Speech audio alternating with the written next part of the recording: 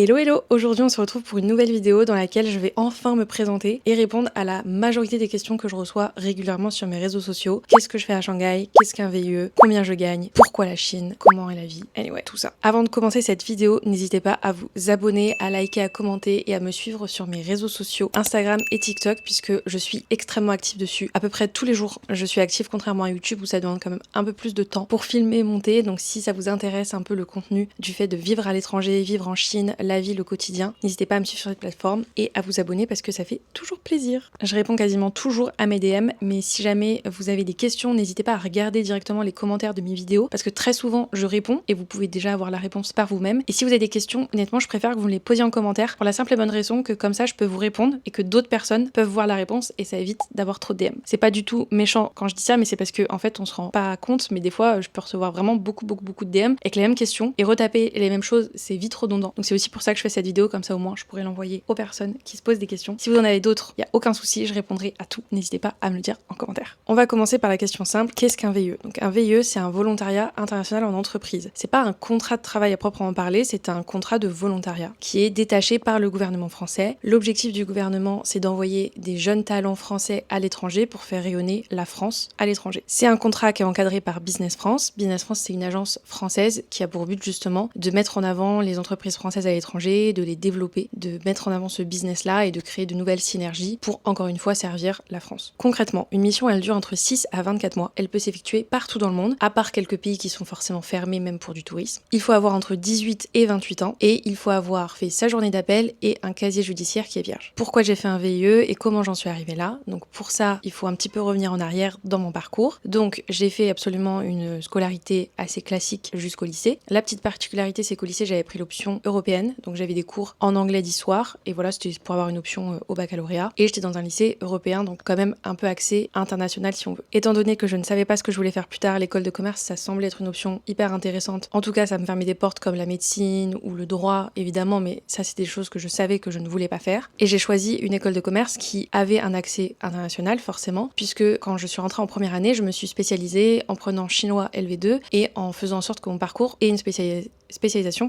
autour de la Chine. Donc j'avais des cours de mandarin, j'avais des cours d'économie de la Chine, de culture, plein de cours autour de la Chine pour avoir un accès vraiment Chine. Pourquoi la Chine? Tout simplement parce que c'était l'un des seuls pays proposés international. Sinon c'était l'Europe avec l'Angleterre ou l'Allemagne ou le Portugal. Et j'avoue que ça m'intéressait peu parce que ça restait trop proche de nos cultures. Étant donné que beaucoup de gens font une école de commerce, je me suis dit en première année, donc en 2016 à l'époque, il faut que je puisse me différencier sur le marché de l'emploi. Et aujourd'hui l'avenir c'est l'Asie. Donc la Chine, ça paraît plus ou moins logique, et même si je ne parle pas cette langue couramment, le fait d'avoir des connaissances sur le business chinois, la culture de la Chine, ça pourra forcément être intéressant d'un point de vue professionnel, et même si ça ne m'apporte rien dans le cadre professionnel, ça m'apportera forcément quelque chose dans le cadre perso. J'ai plutôt eu raison de faire ce choix parce que ça m'a amené quand même en Chine. Donc durant ces 5 ans d'école de commerce, j'ai fait des stages ou des alternances pendant 5 ans. Chaque année, j'avais une expérience professionnelle, c'est aussi pour ça que j'avais choisi cette école. Donc à la sortie de mes études, j'avais vraiment en tête de faire un VIE, c'était quelque chose que j'avais déjà entendu dans mes études, je connaissais le VIE, je savais les avantages et j'avais vraiment envie de le faire parce que pour moi c'était l'objectif d'aller à l'étranger, d'y vivre, et donc je cherchais à tout prix un VIE. Durant mes études, j'ai fait du coup un semestre universitaire en Chine. J'ai vécu pendant 6 mois dans le sud de la Chine, dans le Yunnan, et c'était vraiment une expérience incroyable. Évidemment, quand il a fallu faire les choix pour partir à l'étranger, moi ça me semblait logique de choisir la Chine étant donné que j'avais un parcours axé sur la Chine. J'avais pris des cours de chinois, j'avais pris des cours de culture, de business, d'économie. Il y avait pour moi pas d'autre choix que d'aller en Chine et je regrette pas du tout, c'était vraiment une super expérience. C'était la première fois que j'allais en Asie, que je découvrais la Chine, et en plus là c'était vraiment la vraie Chine parce que j'étais dans le fin fond de la campagne et vraiment c'était une super expérience, j'en garde beaucoup de souvenirs positifs et j'ai adoré ça. À la fin de mon diplôme, mon objectif c'était de repartir à l'étranger. Depuis que je suis petite, la seule chose dont je suis sûre c'est que je veux vivre à l'étranger, et donc c'était vraiment mon objectif, décrocher un VIE, parce que pour moi c'était la façon la plus simple d'aller travailler à l'étranger avec ce type de contrat. J'ai cherché pendant des années, vraiment je ne vous mens pas, et c'est aussi ça la réalité, c'est que c'est pas aussi simple que ça de trouver un VIE parce qu'il y a très peu d'offres et énormément de candidats. Donc j'ai cherché pendant plusieurs années en parallèle de continuer à chercher un travail en France et à travailler parce que je pouvais pas mettre ma vie en pause en espérant trouver un VIE avant de partir. J'ai travaillé pendant 3 ans avant d'avoir un VIE et pourtant je cherchais quasiment quotidiennement. Et en fait, ce qui a déclenché vraiment le truc, c'est il y a à peu près 2 ans, j'ai postulé pour un VIE à New York. J'y croyais absolument pas du tout parce qu'il y avait déjà 400 candidats sur l'offre, et pourtant j'ai reçu un mail, j'ai passé un entretien, un deuxième entretien, un quatrième entretien. Donc là j'ai commencé vraiment à y croire pour qu'à la fin l'entreprise me ghost. Voilà, ça sera une story time, je pense. Et donc, mon rêve s'est complètement effondré. Je me suis dit, bon, je visais pas du tout New York, mais là, le fait d'avoir eu des entretiens, d'avoir commencé à y croire, je suis vraiment déçue. Et en fait, je me suis même dit, en fait, je suis déçue tout court parce que ça fait des années que je postule. Après, attention, quand je dis ça fait des années, je postule pas à toutes les offres auxquelles je corresponds pas, parce qu'il n'y a pas des offres tout le temps, mais ça fait des années que je cherche, que je postule, que j'ai pas de réponse. La seule réponse que j'ai, j'y croyais même pas. Maintenant que j'y crois, elle s'arrête. Donc j'ai mis un peu en pause ce projet VIE et je me suis dit, comme je suis une personne qui croit énormément au destin, mais peut-être qu'en fait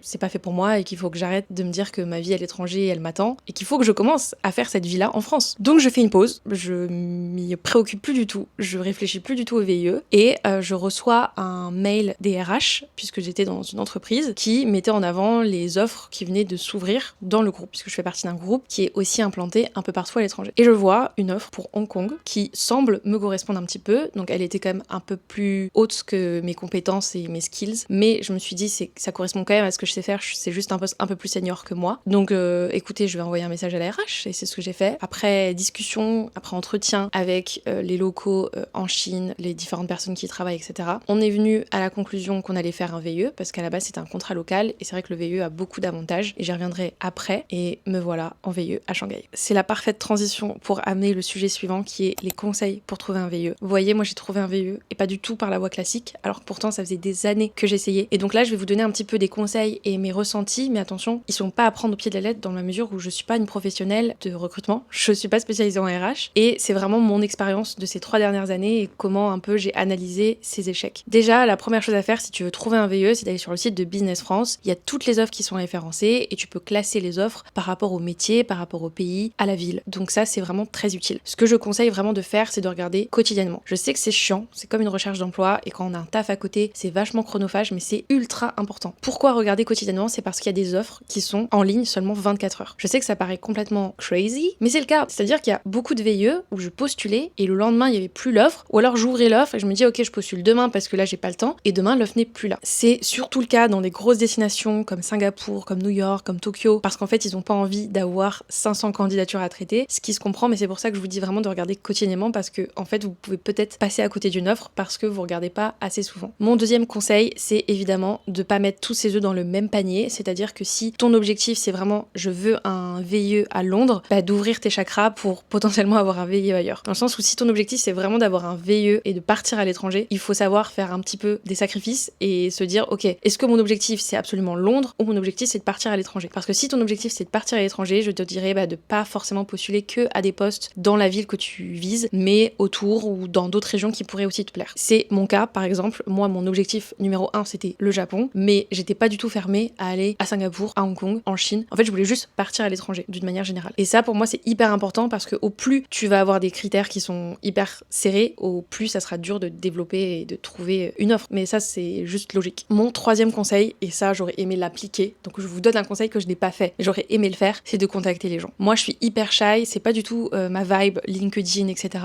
Pourtant, Dieu sait que c'est important, mais vraiment, c'est important. Contacter, je sais pas, les VE qui sont en poste, contacter les recruteurs. Il y a beaucoup d'offres où c'est écrit « Ne contactez pas les recruteurs », franchement, on n'a rien à foutre. Je sais que ça peut être vulgaire de dire ça comme ça, mais en fait, aujourd'hui, le monde du travail, il est tellement bouché que si vous êtes comme moi et que vous débarquez d'une petite ville au fin fond de la France et que vous n'avez pas de contact, que vous connaissez personne, pour moi, la meilleure façon, c'est d'aller à la pêche aux infos. Parce qu'en fait, soit vous avez beaucoup de chance, ce qui peut arriver, attention, ou soit juste vous galérez pendant des années. Ça, c'est un conseil que j'aurais aimé appliquer parce que je pense que ça fait vraiment la différence dans le monde professionnel. Et je sais que là, après, ça dépend de qui est en face. Il y a des personnes qui vont peut-être pas aimer recevoir un message, d'autres qui vont apprécier. J'ai envie de vous dire, on sait jamais qui on DM, on sait jamais ce que ça donne, mais au moins vous n'aurez pas le regret de pas essayer parce que quand vous avez déjà 400 candidatures sur une offre, avoir un petit message, au moins, on peut se rappeler votre prénom. C'est la Mathilde du futur, je suis en train de faire le montage. Je me rends compte que j'ai oublié de vous dire un truc aussi très important dans les conseils pour trouver un VIE, c'est le fait de postuler sur les sites carrières des entreprises. Les gros groupes type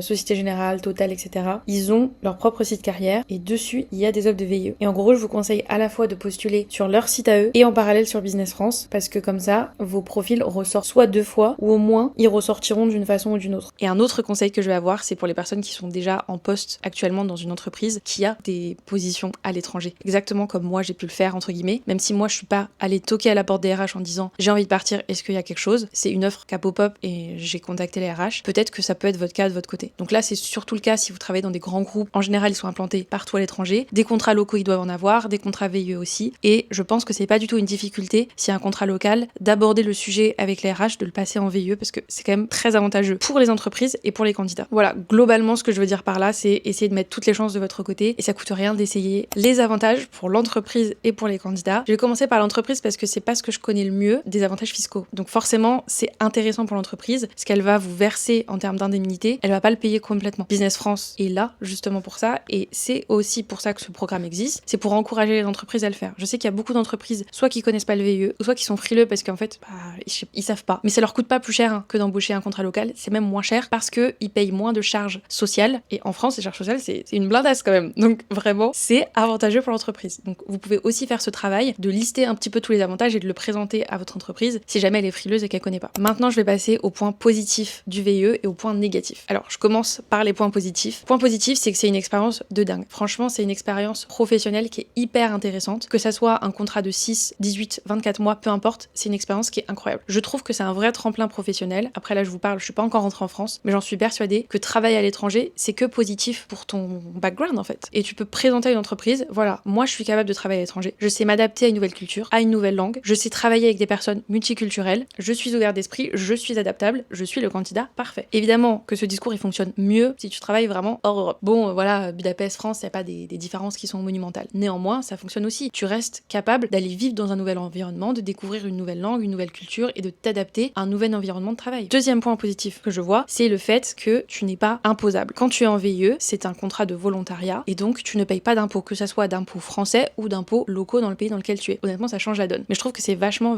avantageux. Autre point positif, qui sera un peu à mettre dans les points négatifs, c'est par rapport à la retraite. Tu cotises pour la retraite en termes de trimestre. Tu ne cotises pas en termes financiers, mais en termes de trimestre, tu cotises. Franchement, je trouve que c'est quand même très avantageux parce que de toute façon, d'ici là, est-ce qu'on aura une retraite?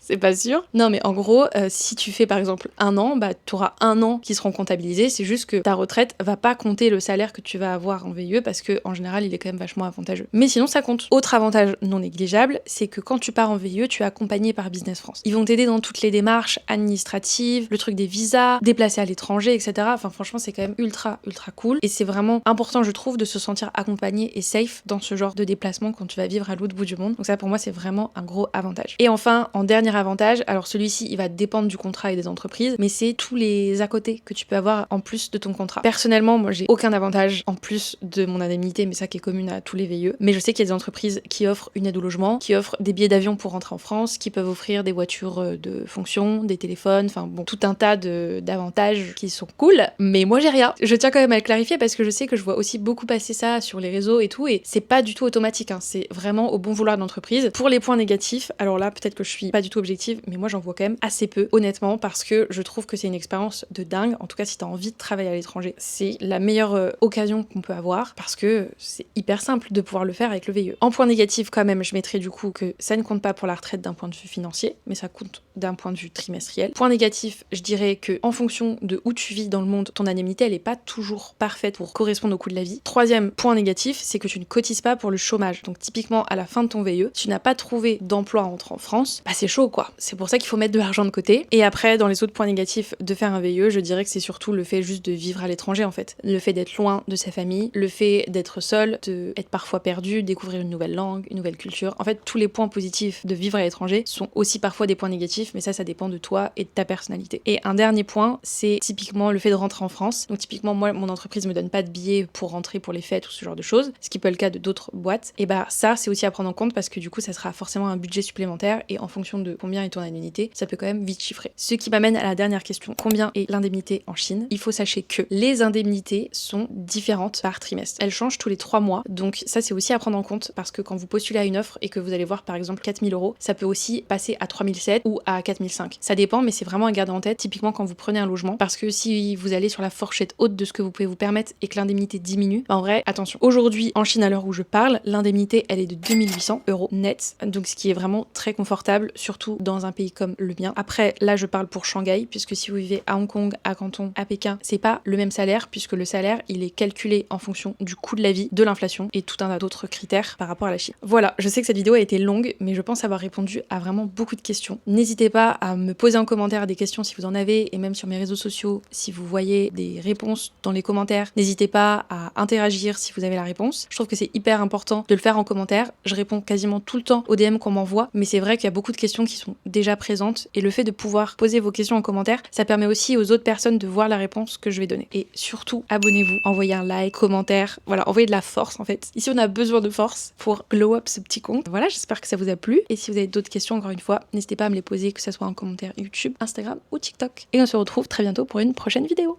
Bye bye!